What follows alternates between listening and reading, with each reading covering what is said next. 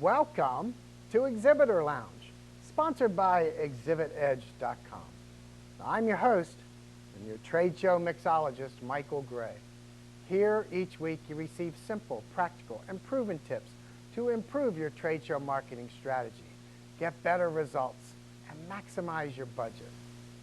Now, last week we started talking about a glossary or terms used for international shows.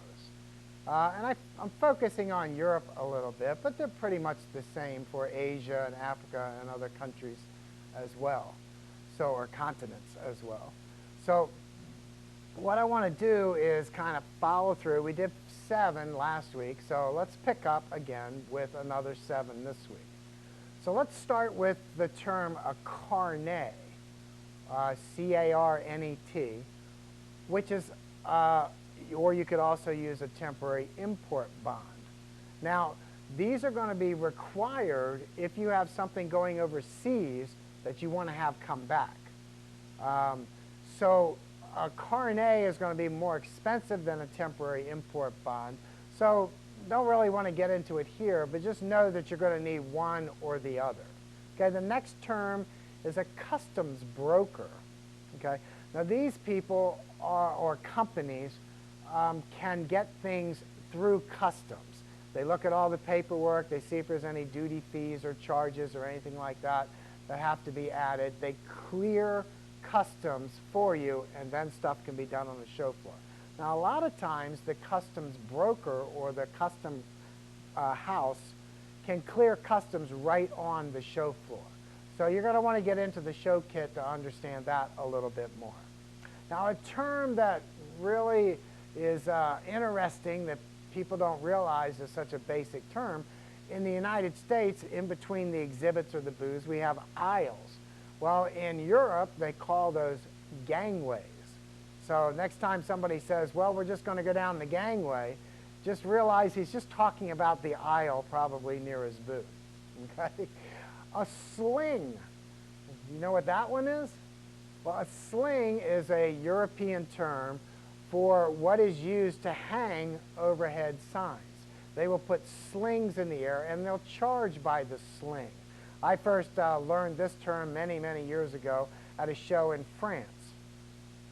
Okay, the next one is VAT, or value-added tax. Mostly in England, a value-added tax can be pretty sizable. In England, they charge 17% over and above the cost of an item. So it's a value-added tax put on the cost of an item. Now, if you're an international traveler and you have a lot of costs, like hotels and hospitalities and things that you're buying, you don't have to pay this tax. Now let me clear that up.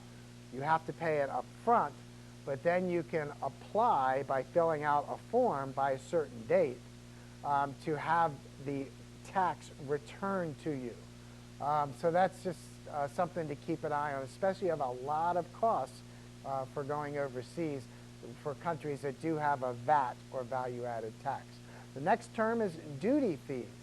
Now, if you're bringing your exhibit over to the show and you're bringing it back, but you also have giveaways that you're handing out during the show or literature that you're handing out during the show, you're going to need to itemize all these materials and giveaways.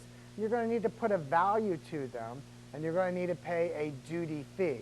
Something you bring into the country that you leave there is going to be charged a duty fee or a tax that they call a duty. And the last one today is, let's talk about the term a day rate.